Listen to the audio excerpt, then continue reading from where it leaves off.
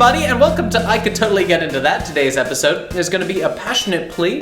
It's from me, and this is about Michael Crichton. Michael Crichton, the author. You might know him.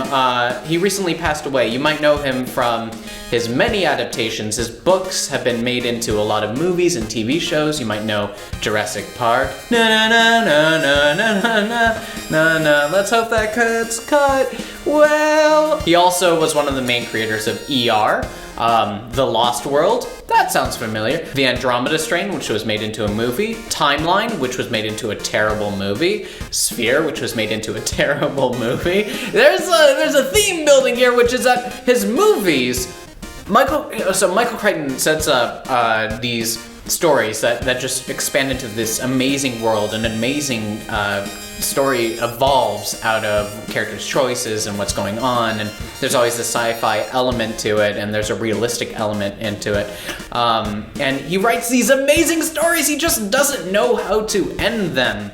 The ending to Sphere was so disappointing, it made me put down the book and want to punch the book, but the book wasn't a person. Not that I would punch a person, I'm a pacifist. The ending to the Andromeda Strain, it doesn't matter.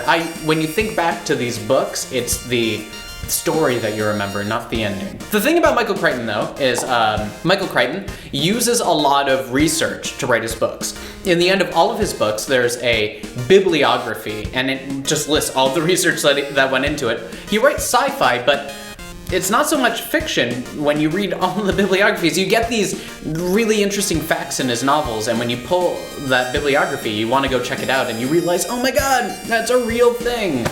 Okay, so Michael Crichton, because like great art, Michael Crichton books merge the two hemispheres of your brain.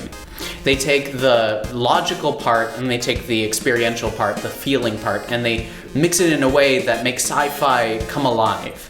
It's really worth checking out. All of his stories, including the ones that weren't made into decent movies, or epically amazing childhood movies like Jurassic Park, you guys, they make the worlds come to life because there's so much fact mixed with emotion. It's amazing. It's like us.